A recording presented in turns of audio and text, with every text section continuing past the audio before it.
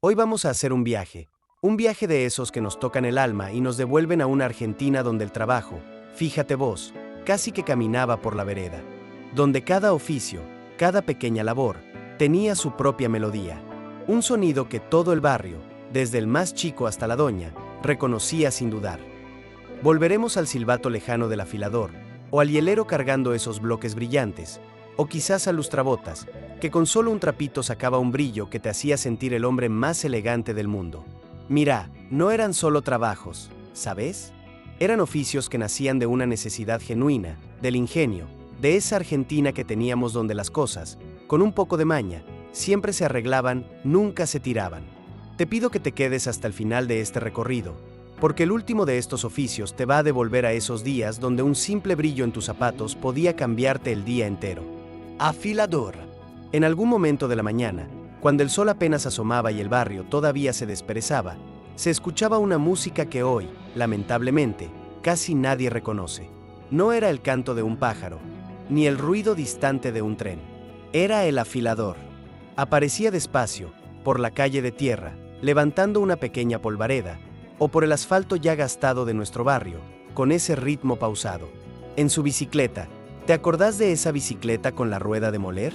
Y las chispas, eran como pequeños fuegos artificiales, ¿verdad? Una lluvia naranja que brotaba en el aire cuando ese hombre apoyaba el cuchillo de cocina de tu vieja, o las tijeras de costura de la abuela, que eran un tesoro. El tipo tenía un pulso, de cirujano, te juro. Sabía exactamente cuánta presión aplicar para no estropear el metal, para no arruinar la herramienta, pero para dejarla con un filo que de verdad daba un poco de miedo. Y ahí, en plena vereda, frente a todos, comenzaba el espectáculo. La rueda de piedra empezaba a girar, el metal tocaba la piedra, y el barrio se detenía un instante. En esa Argentina de las décadas del 60 y 70, las cosas no se tiraban así nomás, ¿eh? Si algo no cortaba, si no funcionaba, se arreglaba. El afilador era como el guardián silencioso de la durabilidad de nuestras cosas. Hoy, en este mundo lleno de plástico, donde todo parece descartable y los cuchillos se compran en cualquier almacén por 2 monedas, y duran un suspiro, la figura del afilador se fue desdibujando, hasta ser casi un fantasma de otra era. Muchos de esos afiladores eran inmigrantes o hijos de inmigrantes, ¿te acordás? Españoles, italianos, gallegos, con esa sangre laburadora. El oficio se pasaba de padre a hijo, como una tradición silenciosa que mantenía vivos los barrios. El afilador era un personaje nómade, un navegante de veredas que terminaba conociendo todos los secretos de las doñas, porque mientras sacaba chispas de la hoja, se armaba la charla, ¿viste? El comentario sobre el precio de la carne, el chisme del barrio, todo eso se fue perdiendo porque la tecnología nos volvió un poco más cómodos, ¿no? Pero decime, ¿no darías lo que sea por volver a ver ese rastro de chispas saltando contra el cordón de la vereda? Actor de radio. Antes de que la televisión nos robara todos los ojos y nos hipnotizara con sus luces de colores, existía un reino, un lugar mágico donde la imaginación era la reina absoluta. Ese era el reino, mis queridos amigos, del actor de radio. Era un tiempo donde la radio era más poderosa que la televisión, más íntima, mucho más imaginativa, y sí, más mágica. ¿Te acordás lo que era sentarse al lado de esa radio a válvulas, con la tela de la capilla Philips, a escuchar el radioteatro de la tarde? Ellos no tenían maquillaje, ni cámaras que lo siguieran. Tenían algo mucho más difícil de manejar, la voz. Solo con ella podían hacer llorar a todo un país. Les bastaba con un micrófono de pie, un guión con las hojas gastadas de tanto usarlas, y una pasión que les brotaba por cada poro de la piel. Eran voces que, sin verlas, se volvían parte de tu propia familia. Vos conocías el tono inconfundible del galán de turno, o la dulzura de esas heroínas que sufrían por amores imposibles, ¿verdad? Y no nos olvidemos de los ruidos, esos efectos de sonido tan creativos. Mientras el actor ponía toda la emoción, al lado estaba el técnico haciendo maravillas con objetos simples. Golpeaba 2 mitades de coco para que creyeras que un caballo galopaba por la pampa infinita, o arrugaba papel celofán para que sintieras el fuego crepitando en una chimenea imaginaria. Era un trabajo artesanal puro, donde la palabra era sagrada, intocable. En Argentina, el radioteatro fue un fenómeno de masas que, literal, paralizaba al país. Muchos de esos grandes talentos después saltaron al cine o a la tele, pero nunca fue lo mismo, ¿o sí? En la radio había un misterio, una mística, una atmósfera que se perdió cuando le pusimos imagen a todo. Hoy prendes la radio y escuchas gente gritando, o música enlatada que parece toda igual. Pero aquel silencio respetuoso que se hacía en la cocina de las casas, cuando empezaba la cortina musical del radioteatro, eso es algo que el progreso, nos guste o no, nos arrebató. ¿Vos viviste esa etapa tan particular de nuestro país? Si fue así, por favor, comenta aquí abajo cuál fue la mejor radionovela que escuchaste en tu vida. Hielero. Antes de que la heladera eléctrica, ese milagro moderno, llegara a todas las casas, conservar la comida fresca era, te lo aseguro, un desafío diario. Y ahí, justo ahí, aparecía el héroe del barrio, el hielero.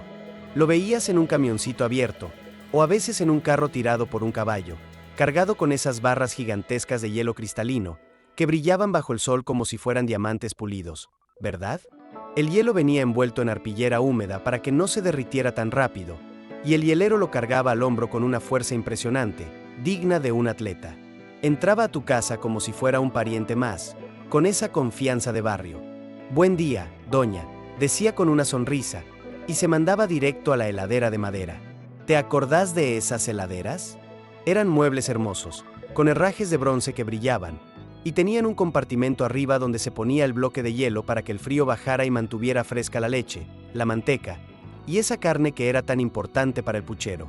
Era un personaje cotidiano que recorría los barrios todos los días, lloviera o hiciera sol. Sin él, el asado del domingo no tenía vino fresco, y la soda era un caldo tibio. Era el oficio de la resistencia contra el calor.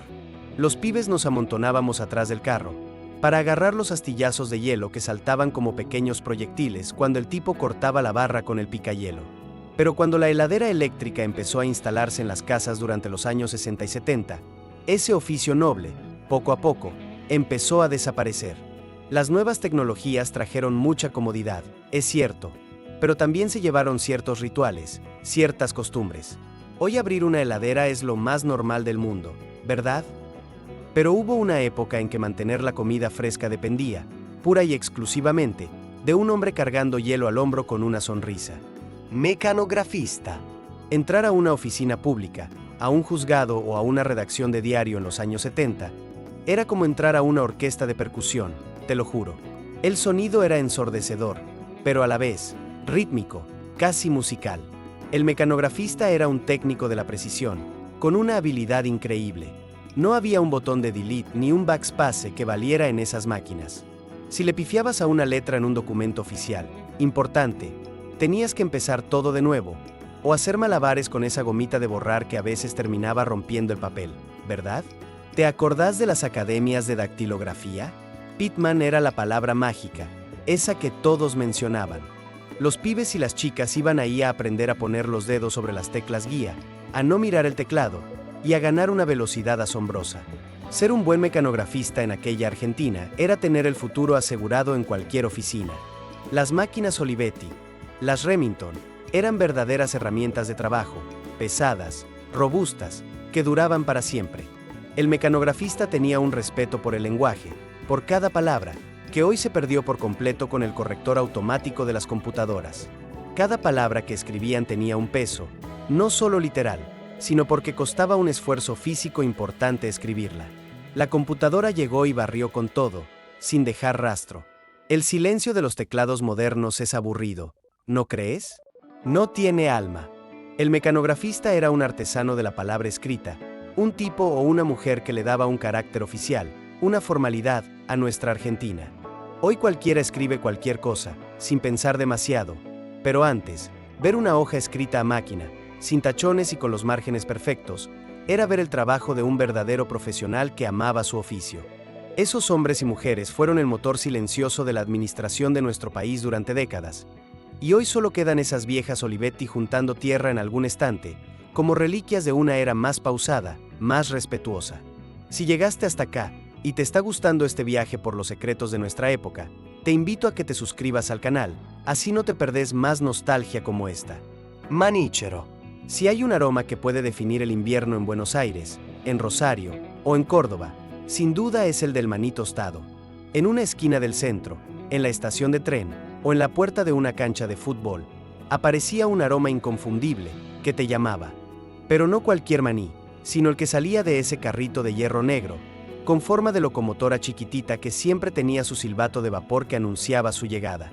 Vos le dabas las monedas justas, y él, con una habilidad de mago, armaba el cucurucho de papel de diario o de papel madera, te lo daba calentito, y sentir ese calor en las manos en medio de un julio de esos que te congelaban hasta los pensamientos, era como recibir un abrazo tierno. El maní con cáscara, salado, las garrapiñadas brillantes de azúcar quemada, crocantes. Ese era el combustible perfecto de las caminatas por la calle Corrientes o de las esperas eternas en la estación de tren. En las canchas de fútbol, era una figura clásica, una institución. Era parte del ritual del partido. Se sabía los resultados de todos los partidos, de cada categoría, conocía a todos los canillitas de la zona, y siempre tenía un comentario sobre lo caro que estaba todo. ¿Te acordás? Hoy quedan muy pocos, la verdad, y los que hay a veces usan carritos modernos que no tienen ese encanto del hierro forjado y el vapor de verdad. Sin embargo, basta oler maní tostado en la calle, para que muchos argentinos viajen inmediatamente al pasado, a esos días de frío y calorcito en las manos. Colorista de fotos. Hablemos, un momento, de la nostalgia, pero en colores. Antes de que existiera la fotografía color, tal como la conocemos hoy, el mundo de los recuerdos era en blanco y negro, ¿verdad? O mejor dicho, en esos tonos de gris y sepia que le daban a todo un aire de misterio, de tiempo detenido. Pero la gente quería verse como era en realidad. Querían que el vestido de la novia fuera blanco radiante, puro, y que las mejillas de los nenes tuvieran ese rosadito tan tierno de la salud. Ahí entraba en escena el colorista, un artista de la paciencia infinita y del pincel de pelo de Marta, finísimo. Los coloristas de fotos trabajaban con una paciencia casi sobrenatural. Usaban pinceles diminutos y pigmentos especiales para pintar con sumo cuidado sobre la fotografía ya revelada. Un poquito de rojo en los labios, un tono suave en las mejillas, un azul tenue en un vestido de fiesta. Poco a poco, la imagen, de repente, comenzaba a cobrar vida. Era un trabajo artesanal y delicado como pocos. En Argentina, este oficio se valoraba muchísimo. Era el toque de distinción, la cereza del postre. Una foto coloreada a mano era más cara, claro, y se ponía en el lugar principal de la cómoda o sobre el piano de la sala, con orgullo. El colorista era como un puente entre la realidad fría de la película en blanco y negro y el deseo de la gente de conservar la vida con todo su color. Usaban algodoncitos, efímeros, y una luz de lupa que les quemaba las pestañas de tanto concentrarse. Todo para que vos pudieras decir con una sonrisa, «Mirá qué linda estaba la abuela en su juventud». Hoy, con un filtro de celular, haces cualquier cosa en segundos, pero no tiene esa textura, esa profundidad del óleo aplicado con amor sobre el papel fotográfico, ¿verdad? El colorista nos regaló una versión embellecida de nosotros mismos. Una Argentina que quizás no era tan perfecta, pero que en sus fotos se veía llena de esperanza y de luz. ¿Vos tuviste alguna foto pintada por estos artistas del color? Comentalo aquí abajo. Colconero. Había un sonido muy particular que, sin duda, anunciaba la llegada del colchonero al barrio. Un golpe seco, rítmico, sobre la lana apelmazada. ¿Te acordás cuando el colchón no era ese bloque de espuma sintética que hoy se compra en una caja pequeña? Antes, los colchones eran de lana pura, pesados como un pecado mortal, y mullidos como una nube recién caída del cielo. Pero con el tiempo, la lana se apelmazaba, se ponía dura, y se formaban unos pozos incómodos que te dejaban la espalda hecha una miseria, ¿verdad? Ahí es donde llamabas, con urgencia, al colchonero. El tipo no era un vendedor, no. Era un sanador de sueños, un mago del descanso. El colchonero entraba a la casa con herramientas simples, pero muy específicas, agujas largas, hilo fuerte y una especie de arco para cardar, con sus cuerdas tensas. El momento clave era cuando empezaba a cardar la lana, liberándola, dándole aire. Después venía lo difícil, rellenar la funda de nuevo, de manera uniforme, sin que quedaran bultos molestos, y coserla con esas agujas larguísimas que atravesaban todo el espesor del colchón, de lado a lado. El colchonero hacía los famosos pompones o botones de lana que mantenían todo en su lugar, evitando que se moviera. Era un trabajo de fuerza bruta y de mucha maña, de una habilidad aprendida. Un oficio que se hacía a la vista de todos, compartiendo un mate con el dueño de casa, mientras la lana volaba por el aire como si estuviera nevando, ligera y blanca. Esa cultura de arreglar las cosas, de aprovechar los materiales nobles que teníamos, se perdió un poco, ¿no? Ahora el colchón se tira y se compra otro nuevo, sin pensarlo. Pero aquel descanso en un colchón de lana recién cardado por un colchonero de oficio, era otra cosa, te lo aseguro. Era un sueño profundo y reparador que ya no existe más. Un oficio humilde, sí, pero lleno de una dignidad que hoy extrañamos horrores. Vendedores de enciclopedias. Mis amigos, era un personaje de película, de esos que se quedaron grabados en la memoria. El vendedor de enciclopedias. No vendía libros solamente. Él vendía progreso, vendía la llave del éxito para tus hijos, la promesa de un futuro mejor. De golpe, sin aviso, alguien tocaba el timbre de tu casa. Un hombre elegante, trajeado, con un maletín pesado en la mano, de cuero. Se presentaba con una sonrisa profesional, impecable, y entonces desplegaba su tesoro, una enciclopedia completa, una colección entera de saberes. Sentado en la mesa del comedor de tu casa, desplegaba los folletos coloridos y te mostraba los lomos dorados de la Enciclopedia Británica, la Lo sé todo o la Espasa Calpe. Te hablaba de la importancia crucial de que los chicos tuvieran donde estudiar, donde investigar, de que el saber no ocupa lugar y abre todas las puertas del mundo. Los vendedores de enciclopedias eran expertos en el arte de convencer. ¿Quién no tuvo una enciclopedia en casa gracias a estos vendedores incansables, a sus métodos? Era nuestro Google de antes, nuestra fuente de conocimiento. Cuando la maestra te pedía una tarea sobre el sistema solar o la Revolución de Mayo, corrías a esos libros grandes, que olían a tinta fina y a conocimiento puro. A veces eran un poco pesados, es cierto, y no se iban de tu casa hasta que firmabas el contrato, dándoles el sí. Pero había una mística muy particular en esa venta domiciliaria, una confianza en el valor eterno de la educación que hoy parece, de verdad, un cuento lejano. Pero con la llegada de Internet y las búsquedas digitales, instantáneas, el conocimiento dejó de venir en tomos pesados y se volvió virtual. Hoy todo está, pucha, a un solo clic de distancia. Y aquellos vendedores, que recorrían barrios enteros con su maletín lleno de saber, quedaron como un símbolo de otra época. Una época donde aprender significaba abrir un libro grande, sentir su peso, y perderse durante horas entre sus páginas. Panadero. El olor a pan recién horneado es, probablemente, el recuerdo más potente y dulce de la infancia, ¿verdad? Pero antes, ese olor tan característico no se quedaba encerrado en la panadería de la esquina, no, sino que viajaba por el barrio, de la mano del repartidor. En un carro tirado por un caballo cansado pero fiel, o en una bicicleta con un canasto de mimbre gigante adelante, rebosante de delicias. El panadero llegaba cuando todavía no había salido el sol y el aire estaba fresco. Lo más increíble de este oficio era la confianza ciega. El tipo no tocaba el timbre para cobrar cada vez que pasaba. Sencillamente pasaba por las casas y dejaba la bolsa de galletas de campo, el pan francés crocante, o los miñoncitos colgados en el picaporte de la puerta, o adentro de un cajoncito de madera que cada vecino tenía afuera, especialmente para él. No hacía falta llave, no hacía falta alarmas. Ese panadero conocía el ritmo de cada hogar, de cada familia. Sabía quién se levantaba temprano para ir a trabajar, y quién necesitaba un par de facturas extras el domingo para el mate. La inseguridad y el ritmo de vida moderno, que nos consume, mataron ese reparto a domicilio tan especial. Hoy compramos el pan en el chino o en el súper, envuelto en plástico, un pan que a las 2 horas parece chicle, sin gusto. Aquel pan fresco, crocante, que llegaba a la puerta de tu casa por arte de magia y de pura confianza, era el símbolo de una Argentina donde el vecino era un hermano, y la palabra valía más que cualquier contrato firmado. El panadero repartidor era el mensajero silencioso de la mañana, el que nos aseguraba que, pasara lo que pasara, el desayuno iba a estar en la mesa. Lustrabotas. Y llegamos al puesto número 1, el oficio que era, sin duda, el alma de las plazas, de las estaciones de tren, de cada rincón con movimiento. El lustrabotas, con su cajoncito de madera lleno de pomadas de todos los colores, cepillos gastados por el uso, y ese trapito de franela suave que sacaba un brillo. Un brillo tan intenso que, te juro, te podías peinar mirándote los zapatos.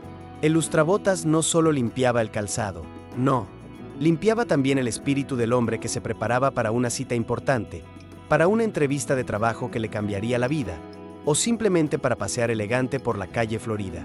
Sentarse en ese pequeño trono de lustrabotas era una experiencia social, un ritual. Ponías el pie sobre el soporte metálico, Y mientras el tipo empezaba con el rito del cepillado, del frotado, se abría la charla, la conversación. El lustrabotas era el tipo que más sabía de fútbol, de carreras de caballos y de política en toda la ciudad, sin exagerar. Escucharlo era como leer el diario, pero con mucha más onda, con más sabor a barrio. En Argentina, el lustrabotas era una figura de respeto, de esas que uno admiraba. Muchos pibes empezaron ahí para ayudar en casa, para arrimar un mango, pero también había señores grandes que hicieron de eso una profesión de toda la vida, un arte. Te dejaban los zapatos impecables, a espejo, como decían ellos con orgullo. Usaban la pomada Washington o la Cherry, con ese olor tan particular, y el aroma de ese producto se te quedaba pegado como el perfume de la elegancia, sutil pero presente. Era un oficio humilde, sí, pero el que lustraba zapatos lo hacía con un orgullo, con una dignidad que ya no se ve por las calles. Hoy la gente usa zapatillas de lona o de plástico, desechables. A nadie le importa si brillan, si están impecables. El zapato de cuero, la suela de madera, el arte del lustrador, se están yendo, tristemente, al rincón de los olvidos. Pero el lustrabotas representaba ese cuidado por la imagen, ese respeto por uno mismo y por el otro, un oficio que es la síntesis de esa Argentina de barrio, de charla, de dignidad, que llevamos tatuada en el corazón. Y así, sin hacer ruido, sin que nos diéramos cuenta, muchos de estos oficios se fueron apagando con el paso del tiempo. Algunos desaparecieron por completo, otros cambiaron, se adaptaron, pero todos dejaron recuerdos que todavía viven, muy vívidos, en la memoria de quienes caminaron aquella Argentina, de quienes la vivieron. Si este viaje al pasado te trajo recuerdos, te invito a seguir este camino de nostalgia y aprendizaje que solo Secretos de Nuestra Época te puede dar. Suscríbete para más historias como esta, y contame, ¿cuál de todos estos oficios te trae el recuerdo más potente a tu mente?